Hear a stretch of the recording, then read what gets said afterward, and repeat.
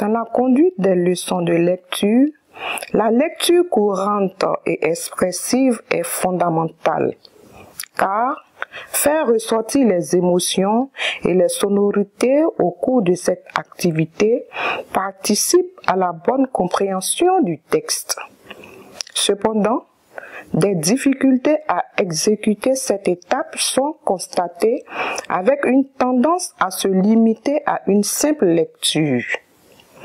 Nous allons suivre Madame Kwame Nelly et ses élèves de CE1 de l'EPP Christophe Assamoah II dans la circonscription de l'enseignement préscolaire et primaire de Cocody II Plateau au cours d'une séance de lecture pendant laquelle ces éléments sont pris en compte. Bonjour les enfants. Bonjour.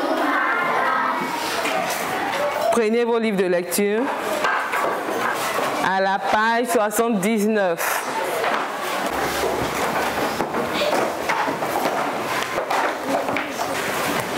Page 79, ouvre ton livre. On y est tous?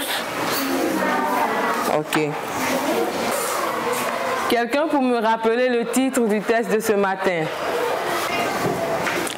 Yoboué? Quelques règles d'hygiène pour éviter des maladies. Très bien. Un bon pour elle. Ok, le titre c'est quelques règles d'hygiène pour éviter des maladies. De quoi parle le test? Il nous parle de quelques règles pour éviter les maladies. Très bien. Qui va me donner l'idée générale du test? Megei? Le test nous parle de la règle d'hygiène.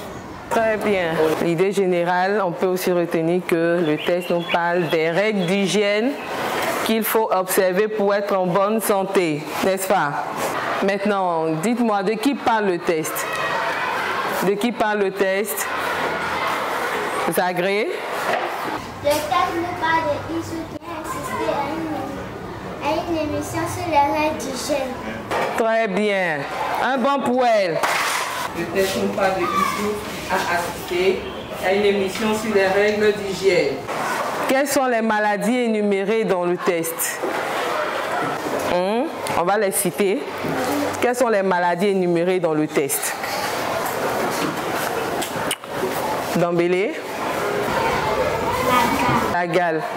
Une autre maladie? Axel? La carie dentaire. Très bien. Une autre personne? Adjara? La teigne. C'est bien. Ce sont ces trois maladies-là que le test a énumérées. Comment peut-on les éviter? Les maladies qu'on vient d'énumérer, comment on peut les éviter? Dans le test, on nous dit comment on peut les éviter. Baguette. Nous avons régulièrement arrêt de l'eau et de l'eau et du savon. Très bien. De quel type de test il s'agit? Quel est le type de test qui se trouve là, devant nous? Oui, Yoboué? Il y a un dialogue. Il s'agit d'un dialogue. Comment est-ce qu'on sait que c'est un dialogue qui est devant nous là? Parce qu'il y a beaucoup de gens qui parlent. Adjara? C'est une personne qui parle et puis l'autre répond. Ok. Donc il y a d'abord une personne qui parle et puis une autre qui parle après elle. Elle dit il y a beaucoup de personnes qui interviennent dans le test. Par là on peut savoir que c'est un dialogue. Mais encore à cause des tirets, vous voyez non?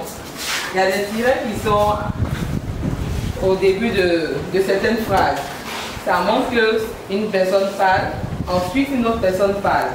D'accord? Quelle leçon peut-on tirer de ce test?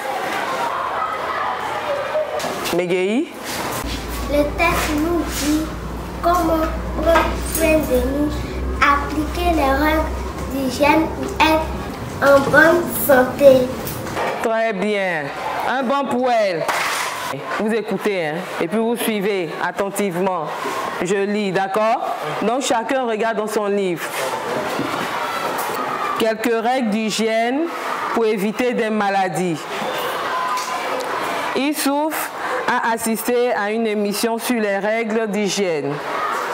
Ce matin, il explique ce qu'il a compris à ses camarades de classe. La teigne, la gale et la carie dentaire sont des maladies qui s'attaque souvent aux enfants. Mais il existe des règles d'hygiène pour les éviter. Quelles sont ces règles? Demande Ismaël. La teigne et la gale sont des maladies de la peau. Pour éviter ces maladies, on doit se laver régulièrement avec une éponge, de l'eau et du savon. Le médecin conseille aussi de se couper les cheveux pour éviter les maladies causées par les poux. Que dit-il au sujet de la carie dentaire? Interroge Aïssata. Le médecin dit que c'est une maladie de la dent. Il recommande de se brosser les dents après chaque repas. Pour cela, il faut utiliser une pâte dentifrice et une brosse à dents. Pour finir, il dit aussi de se laver les mains avant et après les repas et quand on sort des toilettes. C'est en accomplissant ces gestes simples qu'on garde une bonne santé. C'est bon? C'est 2. Tu nous lis la phrase 1 et la phrase 2 du test. Quelques règles d'hygiène pour éviter des maladies. Il souffre à assister à une émission sur les règles d'hygiène. Ce matin, il explique ce qu'il a compris à ses camarades de classe. C'est bien. Quelle est la ponctuation qu'on a à la fin de la première phrase? Bla? À la fin de la première phrase, il y a un point. C'est bien. On a un point. Quelle est l'intonation qu'on doit observer quand il y a un point à la fin d'une phrase? Comment le ton doit être? Zoé? Le ton baisse. Ok. C'est bien. Un bon pour lui. Le ton baisse. Et donc quand le ton descend, vous regardez au tableau, on marque cela par une flèche descendante. Vous suivez au tableau, je vais marquer le ton par une flèche qui descend. Voilà. Donc chacun va prendre son crayon, on ne se presse pas. Hein. On regarde la flèche que j'ai fait au tableau là. Prends ton crayon. À la fin de la première phrase, vous mettez la flèche qui descend là, comme j'ai fait au tableau. Après l'écriture rouge là, où il y a le point, c'est là qu'on met la flèche qui descend.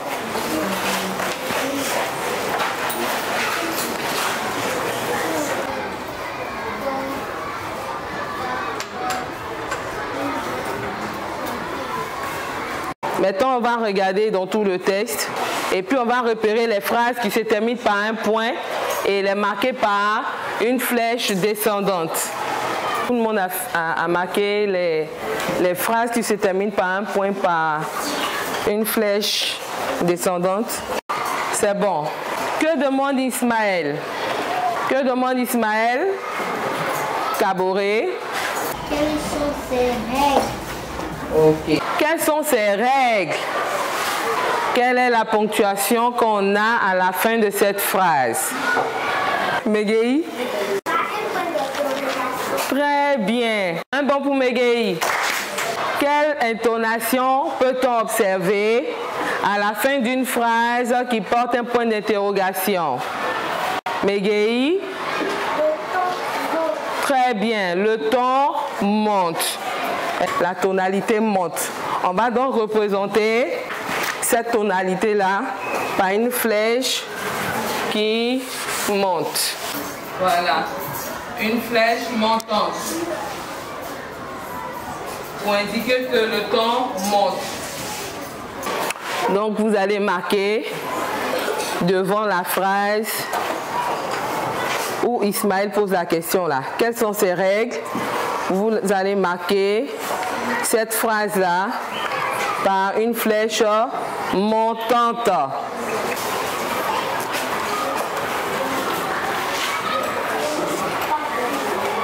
Vous regardez dans tout le texte, les phrases qui portent un point d'interrogation, la phrase qui porte un point d'interrogation, et vous la marquez aussi par une flèche montante. Bien. Dites-moi, en dehors du point et du point d'interrogation qu'on a vu, dans la deuxième phrase, quelle autre ponctuation vous voyez? On voit une virgule. C'est bien. Maintenant, dites-moi, quand il y a une virgule dans une phrase, qu'est-ce qu'on fait? Caboret? On s'arrête un peu. C'est bien. Un bon pour elle. On s'arrête un peu, c'est-à-dire on marque une pause. On va représenter l'intonation de la virgule par une flèche constante, c'est-à-dire une flèche qui ne monte pas, qui ne descend pas, mais qui est droite. Vous prenez vos crayons et puis on va marquer la virgule par la flèche que j'ai faite au tableau. Là où se trouve la virgule.